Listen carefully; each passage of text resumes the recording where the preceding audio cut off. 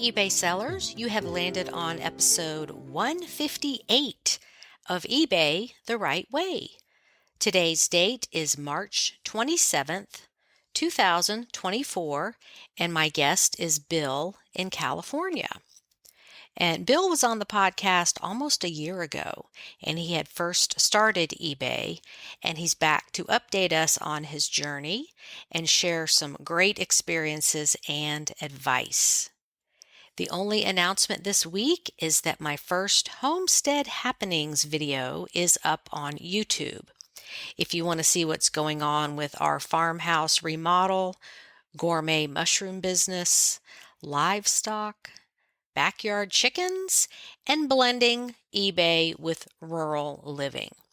The link to the video is below the podcast, and I have made a separate playlist on my existing YouTube channel for these videos, so you can follow along easily if that interests you. Okay, let's get into the chat with Bill. Welcome back, listeners. I have Bill with us today, and you are a repeat offender on this podcast. Yes. How are you doing this morning? Very good. Thank you. We are very busy with all eBay related things here in California. Okay, you're in California, right? And tell me where in California you are? The central San Joaquin Valley, the southern end of that. So What's the biggest city near you? the biggest city would be Bakersfield to the south, and then Fresno to the north. Okay. And both are about 65, 40 miles away in either direction. Okay, great. Or maybe I reached out to see if you wanted to come back on and update us about what's going on with you. So Sure, jump right in and tell us what's been happening. Yeah, well, I enjoy your podcast so much, and like talking about eBay so much. When I saw you had open casting call, so to speak, I decided to Right. throw it out there. So yeah, it's interesting. Here we are in March. This is my 1 year anniversary of having an eBay store, and last year in 2023 was really my first year of doing eBay in earnest, really working at it and doing regular sourcing, daily listing, and saw increases throughout the year. So it was a great experience. I'm having a ton of fun. A couple of my friends from work have caught the eBay bug, and we enjoy sharing all of that together. So we'll see what this next year has to do. But I just do have a few thoughts, reflections from this last year, things I've learned or thoughts I have on that. Well, let's just dive in. I didn't realize this was your 1 year anniversary. Yeah. Actually, it was a year ago in March. I took off a couple of weeks, and I'm off a couple of weeks this year as well. Just have some vacation that I need to use. You can only accrue so much.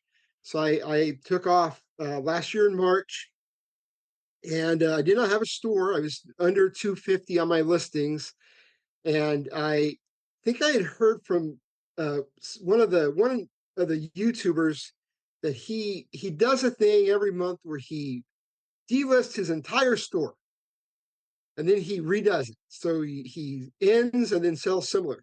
It says it blows up his store and blows up his sales, right? Well, I did that with mine, but I didn't have a store. So and I was limited on my listings, and so in just the mechanics of the way the dates and everything that put me way over my limit. And so because I was approaching that 250 anyway, so I just went ahead and got a store at that time. Okay. And so you have the basic store, it's like $20 a month. Yeah, the basic. There's a starter, I think, that's even below that, but I went with the Mhm. basic. Yeah, I don't think the starter gives you very many options, or not as many as the basic, and you don't get the coupon for your supplies No, no, with the base starter. So, but you got to do what works for you. So, did you sure. try the listing everything and relisting it? I did. I did.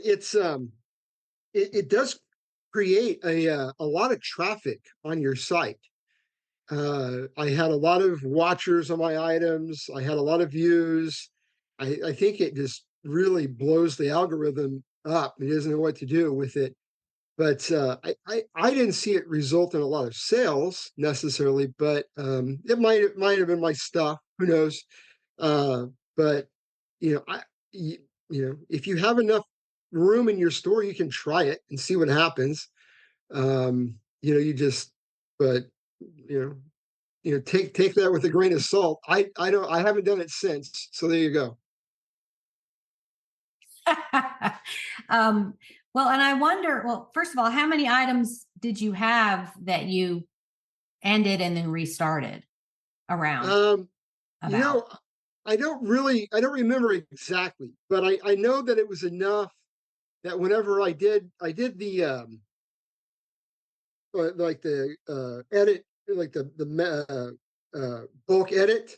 So when I relisted everything, I hit the Hmm. limit, and then I started getting insertion fees and all of that, and then that way, I'm kind of like, oh man, I've really blown myself out of the water with this. If I'm here, I am in the middle of March. I won't be able to list anything else because I've hit my limits on everything, and so then I went ahead and got a store. So Okay. Okay. And I wonder what that does if the algorithm sees all of those listings as brand new and you just have so many at a time, or because I know that when people are brand new to eBay, they get a bump in search if they're like a new, not necessarily a new account, but maybe they've had an account for a long time and they start listing. Algorithm likes that, and it wants, this is my opinion, eBay wants to get them hooked. So they yeah, send a lot of traffic to their listing, and maybe they result in sales. So they're like, oh, wow, this eBay thing is awesome. I'm going to keep doing it. And it's kind of like, when the bank or the, cell phone providers like, oh, new people get a special discount. If you're new, we're going to do this special stuff for you that they don't do for established customers. So it's like really not fair. oh yeah, yeah. Um, but anyway, I just wonder if that's what's happening.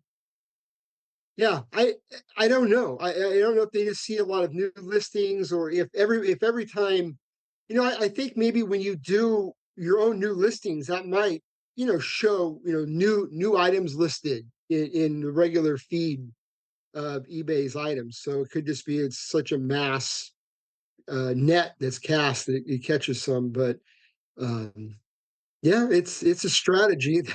I'm not sure how much it worked. It's a little scary. So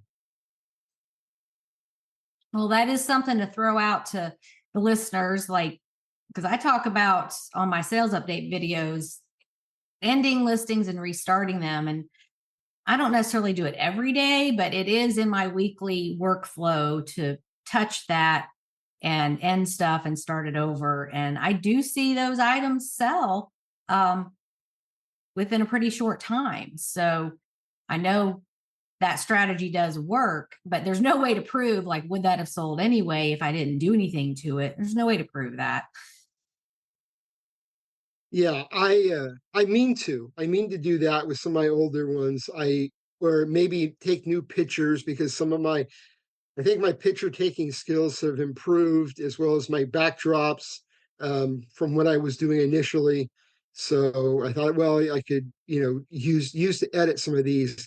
And then I'm finding too, as some of my older items sell and I've edited them, that for whatever reason, some of my shipping is way off and it's very high. And well, no wonder this sells. It's $20 shipping on a T-shirt or something. So I don't know what happened at that point. If it maybe I was copying off someone else's listing, or maybe I estimated the weight because I was frightened or something. I don't know. Well, I've noticed when I end and restart or edit listings, I'll just be typing along and sometimes I'll be in the wrong box. Like I'll be changing the price, but the cursor is actually in the shipping weight Yeah, box. And because I've found listings where it's been like a pair of gloves and I've got 4 pounds on it. And I meant to have 4 ounces. And it's like, no wonder yeah, nobody bought this. Who would pay that? Or the other thing I noticed is sometimes like when I went back and through and changed to Ground Advantage when all that happened, July of 2023. Somehow priority mail, because I offer 2 options. Priority mail was put as the first option. And so that's what the buyer sees if they don't click through and look at all the shipping options. So yes, several of mine were priority, and then Ground Advantage was the second choice, and it wasn't showing up. And so as I work through all the listings, I'm changing that so that the cheapest option is first, because a lot of buyers do not click through and look at all their options, or they don't even know they can choose it when they check out. Buyers have messaged me and said, why is the shipping so expensive? And I go look at it and it's like, oh, they're seeing the priority price. So I got to switch that. So, yeah, it's just all kind of details that happen that you might not even realize. It's like, really, 4 pounds on a pair of gloves? Nobody's going to buy that. yeah. No, no. Okay. I would say one of the things that I've learned is just don't be shy in telling people about what you do, whether it's when you're out sourcing or just your friends. And in fact, I probably err on the other side. I can't stop talking about eBay. So I, one of my biggest sales, the most interesting sales to date, comes from just me talking a lot about it. And it was at church, and one of our friends who works there sent me a message and said, "Hey, we have something here if you want them." And she sent me a picture. It was 4 life-size nativity figures. And what had happened was the local fairgrounds, in some of their Christmas, something to do with their Christmas uh, thing they have going on. They had these extra pieces or ones they couldn't use. They donated them to the church. It wasn't a complete set. 2 of them were not even painted. So I took them, and we're talking, the angel was over 4 feet tall with a 3 foot wingspan. There was a wise man who was about 5'10". There was a kneeling Mary. I mean, full size thing. So uh, I took them and I listed them. I did local pickup because I have no idea how to do shipping, and I can't find a good resource on how to learn how to do shipping, freight like that. And so I did. The buyer reached out to me. He was from Sacramento, which is about 4 hours away, and he wanted to buy him. We worked out a deal. I lowered the price quite a bit from what they were probably worth, but I needed to get rid of them. I mean, they're huge and very hard to store those things. And he drove down and bought all 4 of them, and for $400. It was a lot less than what they were worth, but um, it didn't cost me anything. It was a fun adventure. And what was the final price on those items? $400. That's amazing. Good for you. I Thank love to you. hear Yeah, that. yeah, and just in other people, I have a thing I'm working on right now. Another one of our friends, again, she lives out of town now, but we were at a birthday party function, and we were talking eBay, and I got a call. Well, actually, her husband reached out to me. Her father recently passed away, and they have to deal with his estate, which is a kind of a hoarding house situation. So I've gone over there to help them, and the house it's just packed to the gills with stuff. And so I'm currently working through that with them, trying to help them downsize that. I don't even know that I'm going to get a chance to scratch the tip of the iceberg on that one. A little overwhelming. Yeah, I mean, it's just a lot. I took several big totes of things home, and am working through that. They are particularly overwhelmed because she and her one of her sisters are dealing with it, and they also have a mandate from the court because the stepmother is still alive, but she's in a conservatorship. So how much they're supposed to get for the sale of the items, and they want to stop paying on the home. It's a mess. So she's very overwhelmed. But I'll do my part, and see what happens with the items I get. Yeah, that's all you can do. In fact, this home I'm living in that I moved to, it's my man is like the family historian and custodian. He just ended up with everything. And he's got one sister and his parents, and he got his grandparents on both sides, got their stuff. And he's like, I don't even know how I ended up with all this. The basement's just full. And so he just keeps bringing stuff up. What about this? Can you sell this? What about this? It's like, I keep looking stuff up, and I'm finding all kinds of things. Well, all kinds of things are being brought to me, just appearing in front of me like, oh my gosh, I've known about this for years and I've never seen one out in the wild. And it's in this house that I just moved into. So, I think the eBay gods are on my side with that, but I haven't really been out sourcing. And so that we're recording this in mid-March, and all the garage sales and yard sales are going to be starting up here soon. And it's like, I don't even know if I'm going to be able to go to them. I've got so much to work on right now. Oh yeah. Yeah, that's me. I have so much going on with both that hoarding situation, stuff that I have myself. My mother-in-law, she has a storage unit and she's had some life changes that we need to look at her storage unit to do some things. My grandfather passed away last month, and so we have some things from his house. It's just I could probably not go sourcing for this year and probably be fine. Now, I probably will go sourcing because it's fun and I can't stop, but I can I can I can afford to be more selective, I think. Yeah. And I think a lot of sellers are in that situation where it's fun to go out treasure hunting, but it's also a challenge to stay disciplined and work on what you already have, because it's sitting right there and it could sell. I've been finding these old milk bottles, and they're from all these little dairies in the Midwest around this area. And, I'm doing the research, pricing them $100 or more, and they're selling within minutes. Wow. Like, people have alerts set up.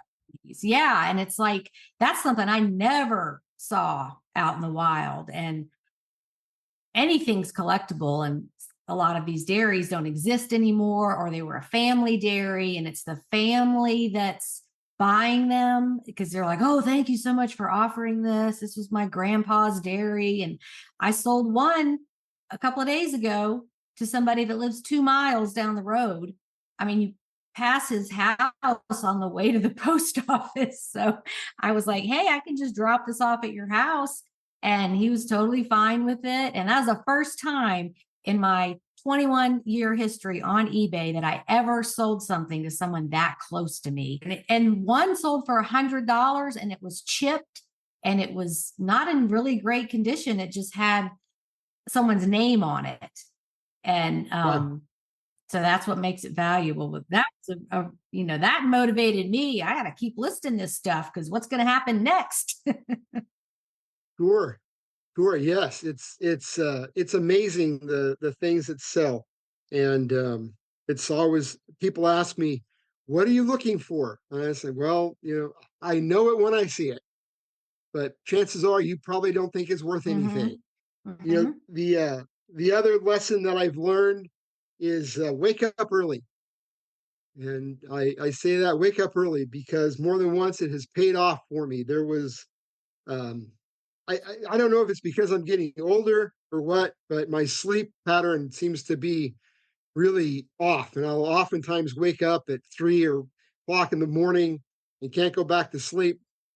So one day this last summer, I came out and was looking at Facebook, um, and somebody had just listed they were selling an entire storage unit. So I contacted her and met up with her, and it was a situation where this lady, she had a friend who passed, and she was the executor of the estate. There were no local family, was no local family, so she was closing things out. I bought the storage unit, the contents of the storage unit for her, and there's been several really good items in that unit, and some that were completely unexpected.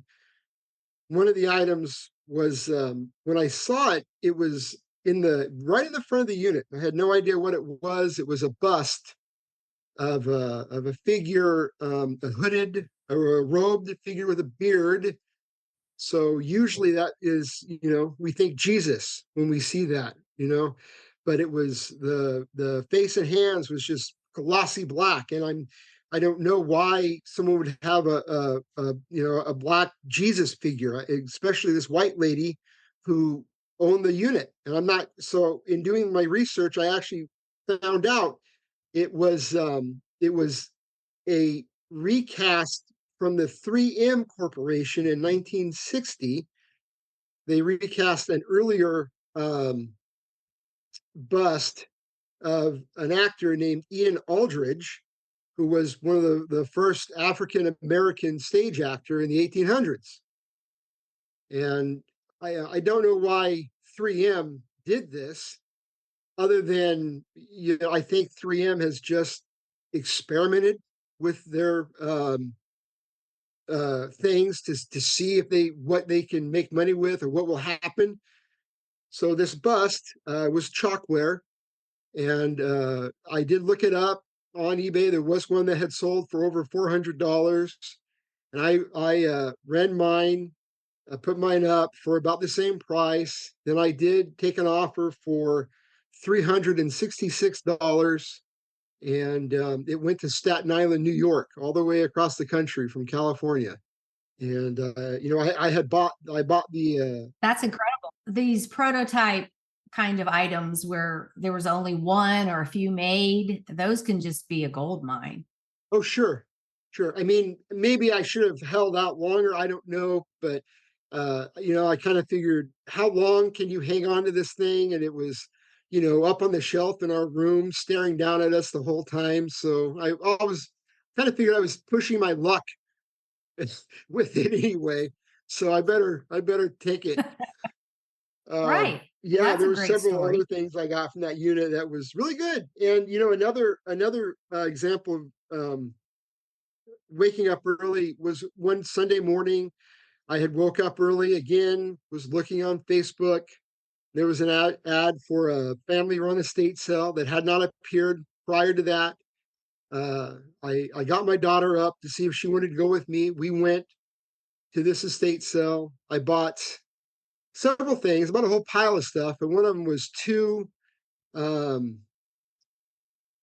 cases full of cassettes. So they were about 60 cassettes in each case. The person having it, as soon as she saw me looking at these cassettes, do you want those? I'll sell you those cases for $1 each. Okay, sure. And they were filled with a lot of heavy metal and thrash metal bands stuff. A lot of those are pretty rare, not very well known. One of them in particular, I did my research on. It was a band called Atrophy, and it was an early demo tape. And I put that on auction, and it sold for $127.50. Oh, great. Yeah, How about that? yeah, yeah, yeah, yeah. So I think that the seller was just so happy to get rid of all these cassettes that people just don't see the value in things. Or they just don't have time. Maybe they know I'm probably donating, giving away something that's valuable, but they just want to get that project done and get it cleaned out and move on. Yes, yeah, that's it. Yeah, and that's exactly what it was. They just needed to wrap it up. And I tell people, I think a lot of times we are problem solvers. We solve people's problems when they have a mess, when they need to get rid of things, when they have to, we come in and we don't pay them the retail, but it's just they pay for the convenience of not having to deal with it. Just like I might pay somebody to mow my yard at $50. I can mow it myself for free, but I would rather do eBay. So rather than pushing a lawnmower, I'd rather be taking pictures of cassettes. So I pay somebody to do that. Yeah. And Yes. And it's I don't know who said it or where I read this, but it's like you need to focus on what you do well and pay exactly. people to do what they do well. Because same thing, like I always paid somebody to cut my grass. I could have done it. I didn't want to. I wanted to be inside listing stuff on eBay. I could list one thing that sells and pays for that guy to cut my grass every week. Sure. And, doctors will tell you this, like, if you're a brain surgeon, that's your thing. You focus on that and you pay other people to do the things you hate, like such as your accounting work. Um, pay somebody who loves to do that. And then, you're putting money into the economy, you're helping other sometimes self-employed people. I'm all about that. Stay in your flow and do your thing that gets you excited and motivated. And the money comes, and then you can outsource these other things that you don't want to do. That's right. That's right. Um, another lesson that I think I've learned that I'm trying to apply is to pay attention, to be friendly, to strike up conversations with people. Um, and recently, again, on Facebook, I noticed there was one poster in particular kept posting things for free on the free site. And there wasn't anything that I wanted, so I didn't take her up on any of it.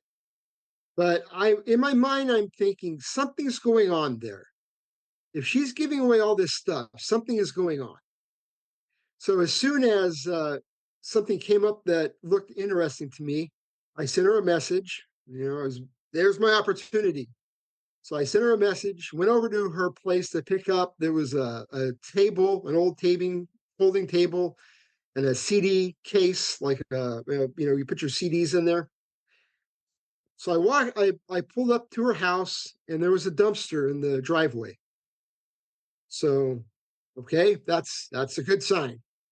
And get out and introduce myself and start talking to her, strike up a conversation. Now I could have just got this stuff and left, but oh, it looks like you're cleaning your garage. What's going on? And just dragging out the conversation, talking to her, seeing what she's up to, getting to know her a little bit.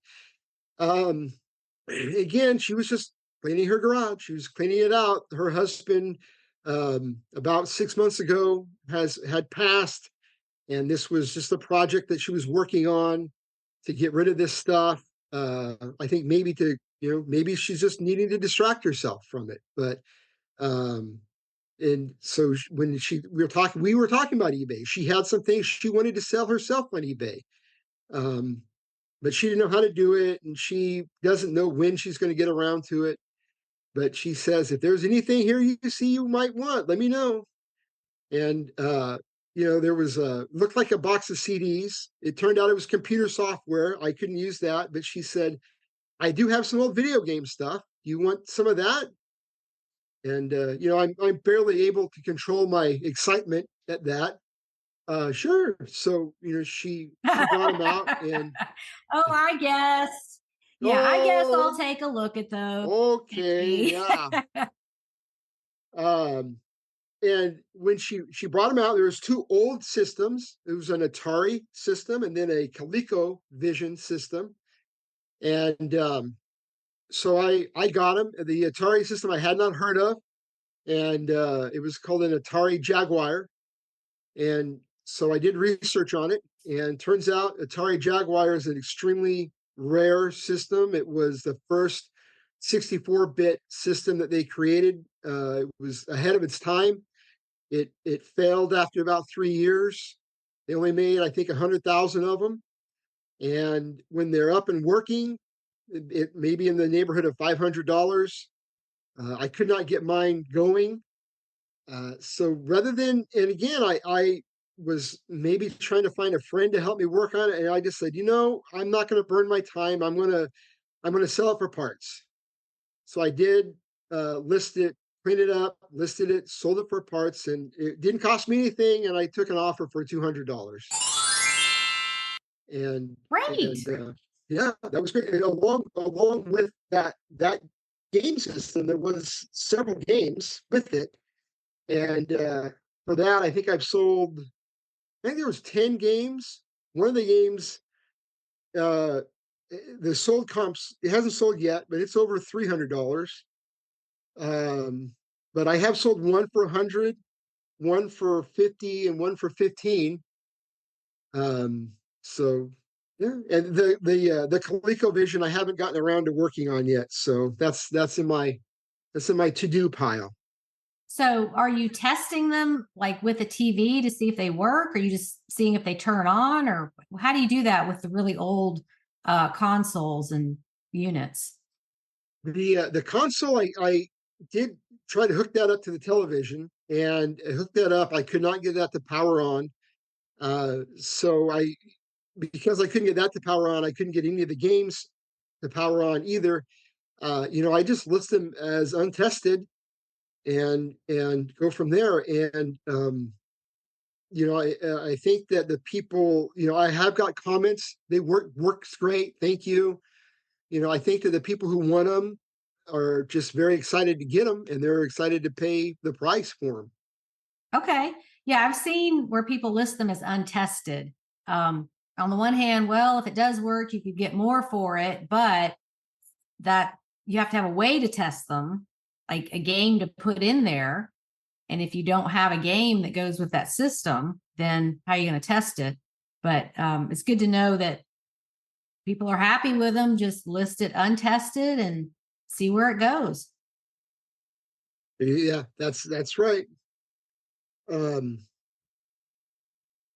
the other lesson that I've learned that I want to take away, it's go slow and trust the process.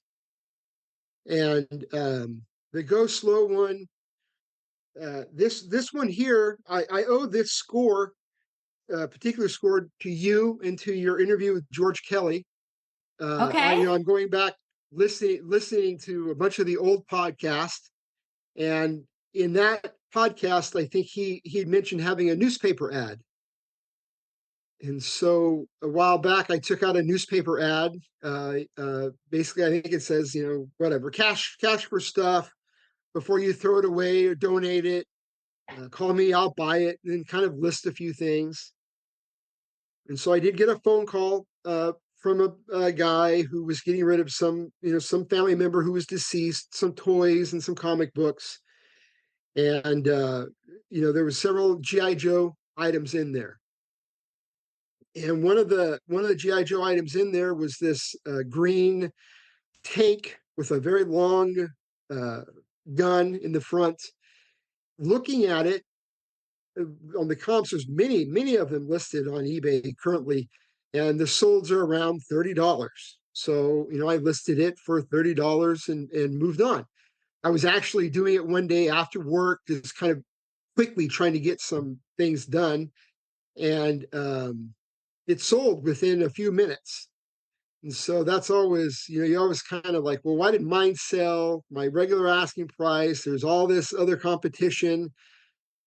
And so it is, kind of was eating away at me all night. and trying to look because I mean, there's so many out there. Well, finally, I did piece together everyone that's listed was camouflage in color, and mine was solid green.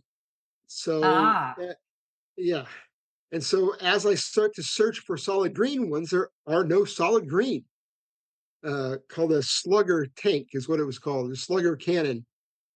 And so in doing more research on it, it does look like it is more desirable, whatever that means. And then you get your conundrum, right? What do I do? Do I cancel the sale or do I just honor the sale? I decided I was just going to honor it, just bite the bullet, and I shipped it. I did wait until the buyer got it, and then I reached out to the buyer, just kind of said, I noticed this was after I sold it, and it was, I noticed this was all green, and the other ones were all camouflage. I noticed you're a collector because he did have an eBay store, and do you have? Is there any reason? Is there any difference in this one? And it was I think available through the mail order one, so it is more rare, it is more desirable. He said probably around $120. I sold it for 30. Um, I think he was being kind. I have since actually done a Worth Point subscription. I think I found one for a couple $100 that sold. So if live and learn, it's tuition. I just paid tuition on that one. yeah. And everybody has something like that that you just can't know every single detail. No, no, I think it was but it's a good lesson. I think one of your other podcasts, the couple who do a lot of the Hot Wheels. Okay, yeah. Tina, yes. Yeah. In there, a takeaway from that is a lot about the little details on them, the little variations. So, uh, but kind of a success on that about going slow and trusting the process is one day it was a Thursday. There was an estate sale that was listed by appointment only. It was in a mobile home park in town, and I was at work, so I couldn't get away. I contacted the seller, made an appointment for after work that day. I was going to get off my day. I was going to be off at like about 3:30 that day. So I said we'd be by at 4. So I went by about 4 o'clock. I was the last person there, and they had a few things set up in the living room. It was the guy. It was one of his parents. I think the last parent had just passed. He was getting rid of some things, and going around through the room, there was this is the end of the day. There was an oyster plate. So I did post this on the group. It was uh, fish head oyster plate. So it's got, I think, 6 wells, and Yes, you posted that. I saw that. Yeah. yeah, each Yes, one of them's that's very little unique. fish. And I have heard in other groups or other that oyster plates can be desirable, and so I got that $5. You know, went home, did my research, looked at Worth Point, and then started it on auction. I listed it. I started the auction at $99 because I think it was not an original piece from the 1800s. It was a reproduction. I don't know when. I've seen ones like mine sell. So I started it at that price. I did have somebody send me an offer for $20. I thought that was laughable. I did make a little my response in the decline was thank you for your interest in this item. If I'm not sure if that was a mistake, if that was a mistaken offer, if you are serious about it, I suggest you watch it and do a bid at the appropriate time. And then the final sales price on that was $366, I think. Excellent. Yeah. Yes. So that's And that was actually a beautiful piece. yeah, it was nice. I go back and forth on whether it's beautiful or really ugly. I can't make up my mind. That's true. The beauty's in the eye of the beholder, I guess. Yeah.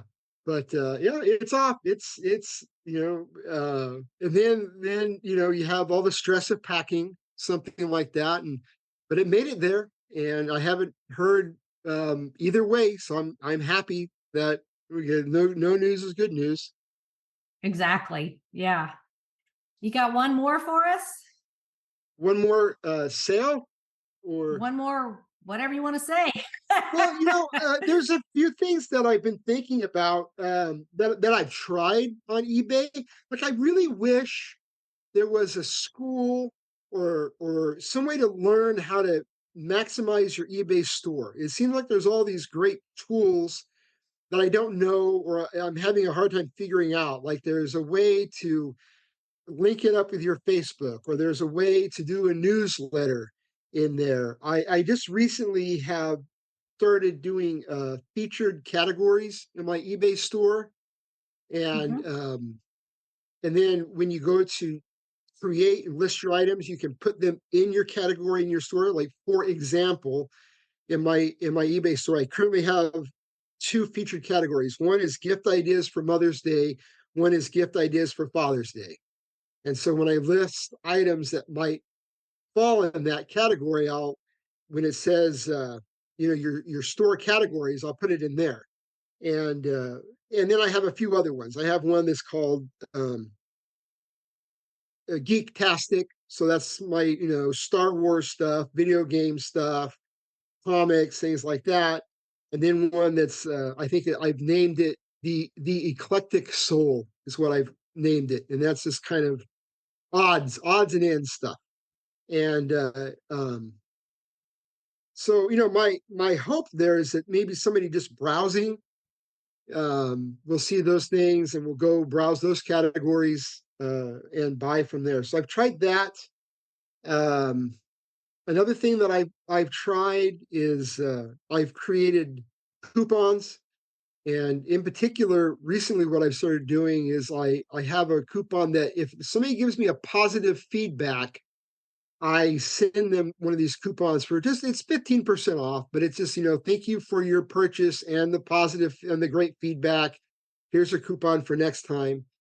Again, I don't know that I've seen a lot of business from that, but I hope I hold out hope for it. Um, I do sales. I don't know. I start and I stop sales. I've heard that's helpful. Rather than maybe like running one for 2 months or a month at a time. Sometimes like I'll run one on the weekend and start it on Friday and end it on Sunday night. So those are just some things that I've tried. What about promoted listings? I've tried. I do some promoted listings. For a while, I was promoting some of my older stuff at 2%. Then I've gone back in recently, and I've just kind of promoted some of my stuff at their suggested rates.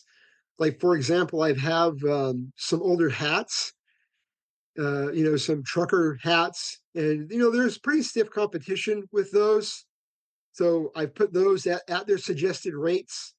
I don't know that I've seen a lot of success from that necessarily, but um, I'm giving it a shot. And you don't have to pay until it sells. So, I'll try it. Right. Yeah. If it's like it's got that 30-day cookie on it. So if somebody clicks on it, looks at it, and then maybe you end that promotion or change it. If they buy it within 30 days, then you're charged that promoted listing fee. Yeah. So it's not just a one time click on it and buy it. If it tracks it for 30 days, which is very common with anything on the internet that's like affiliate marketing. It's got a 30-day cookie on it. So because rarely do people buy something like the first time they click on it. They might save it, go back, look at it again later, see if price changes, talk to their spouse. Like, I do that all the time. I never buy something the first time I see it. You're price shopping, whatever you're doing. But, Sure. that's kind of the complaint from a lot of sellers is, well, if they buy it within 30 days, even if you end that promotion, you're still charged, but you do get the sale. So, it's hard to know without experimenting for yourself how that's going to work. I do promoted listings all the time, and I get sales from them, and I change it up every week. Not as not exactly like every Thursday at 9 o'clock. No, I randomly change it. And I think the algorithm likes that randomness, where if you're changing your promoted listings every Wednesday at noon, it's not going to be as effective as if you just randomly do it. That's what I've discovered anyway. Yeah. Yeah. And kind of a new tool that I started doing this last weekend. I was out of town this weekend, and I set some of my items, scheduled them to list, because I like to have things being Mm-hmm. listed every day. So I had done some in advance and then scheduled them to be listed. And that was nice. That was fun. It was fun to see that go. Um, so I think maybe it's good, if you're a seller and you're not using those tools, give those a shot and see what happens. It's funny with those featured Exactly. categories. I went to the stores of several, people, including some of the YouTube people who are big sellers, and a lot of them didn't have these categories. Some had a few. Maybe they had set them. I almost kind of interpret as maybe they had set them up in the past and then just kind of stopped doing it. So, um, but I'm going to try it and see what happens. And I think the most important takeaway is, yeah, try it for yourself. If you're on a group and everybody's like, yeah, markdown manager, it doesn't work, I never get any sales, don't, the only person's opinion that matters is yours, because there's just, the research is too much of a gray area of like what works and what doesn't. You got to figure out what works for you, what you sell, your price points, your business model. Like, you have plenty of inventory. You don't have to worry if you let some things go at less than optimal prices, because it's good for the algorithm when things sell, even if it's not a really high profit sale. So, and where do you put all your stuff? If you're cleaning out storage units and house clean outs, do you have your own storage unit? Oh, me. I like, for example, the storage unit. When I had that this summer, I have a pad on the side of the house. Luckily, in California, we don't get a lot of rain and bad weather, especially in the summer. So I had used that as a staging area, and then I would just operate out of that. I have a little shed there too on the side that I can use. And then I try to I have things that need to be listed. They're in totes boxed up. The things that I'm going to move they're just temporary. They are, I'll try to move those on a yard sale, do yard sales. I try to do a yard sale every couple of months, and I price stuff to get rid of it. And I look at it, I might sell something for $1 or $2, but I'm gonna turn around and turn that $1 or $2 at a yard sale I go to into $50 to $100. So I don't. It doesn't bother me to let it Right. go for a buck. Yeah. Yeah. I feel that. Okay, well, we've been going about an hour, and this has been a great update on your business, and that you've only been doing it a year is really phenomenal. It's just, you've just grabbed the bull by the horns and ran with it. So I want to commend you on that. Do you have any last words before we finish up? Well, thank you so much. And I guess I just like I said, these little reflections, just give it a shot. Don't get in a hurry. Be calm. Trust the process. It's I think success is consistency plus time. And if you just every little thing it all adds up. It might be, and don't get hung up on just the little things. Maybe this one cassette is only going to sell for $2. List that one cassette. Go through that list, because when you work down through the list, you're going to get to that next cassette that's going to go for $127. Go through the jewelry box, and you're going to list some of the jewelry box, the pieces of jewelry. Don't waste your time jumping from thing to thing to thing. Go through and do that.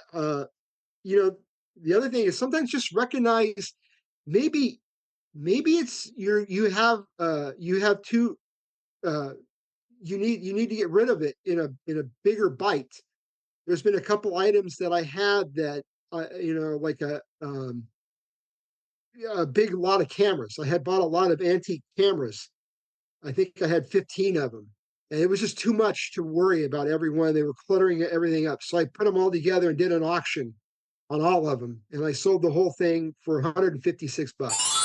And most of them, I think I bought most of them at a yard sale for $30. But then a few of the others I had bought at estate sales in my piles of other stuff. And that's the other thing. Don't underestimate the power of the pile. When you go to an estate sale, get yourself a big box of stuff. And most of the time, they'll look at it. You'll be surprised at how often you'll get a really great deal. And something that, individually, they might have charged you $1 for, would just be heaped in with everything else and just wouldn't even be considered. So, because again, you are not, you are fixing their problem. Because if you don't take it, they're going to have to pay some guy to haul it to the trash. Right. Or they're going to have to do it themselves. And who wants to do that? So, Sure. Okay. Well, thank you again for coming on. And I wish you continued success with everything you're doing. And we'll keep watching your great sales on the Facebook group. Thank you so much, Suzanne. Best of luck to you. You have a great day. Thanks. You too. Bye. Bye-bye. On to today's trivia question. I think Bill is really smart about how he runs his eBay business. So on that note, what are some characteristics of people with high intelligence? Here's some time to think it over.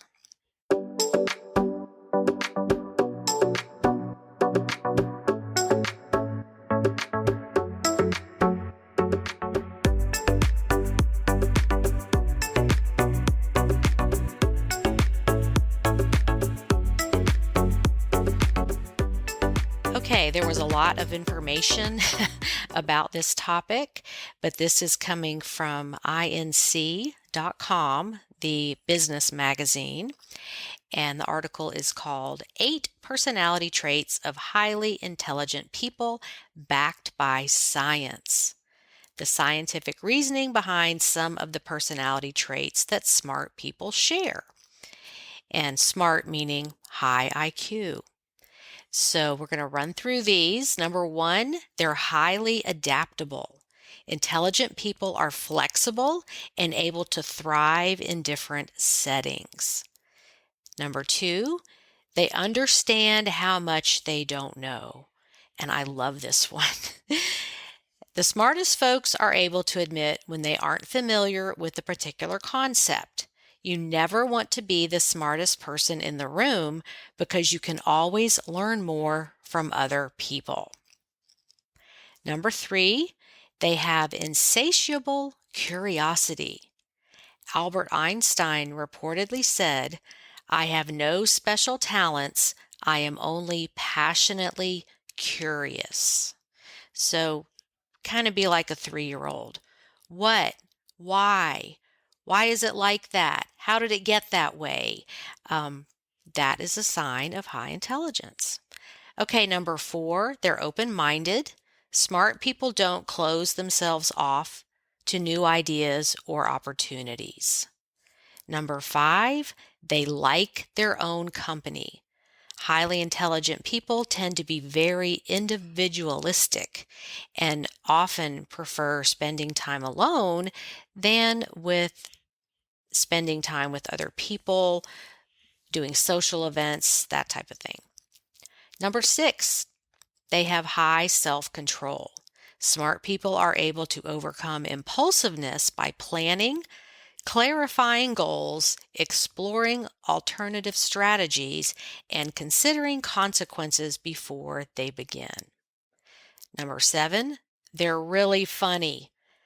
Highly intelligent people tend to have a great sense of humor. And number 8, they're sensitive to other people's experiences. Smart people can almost feel what someone is thinking or feeling. And there were lists up to 20 characteristics, but you get the gist of that.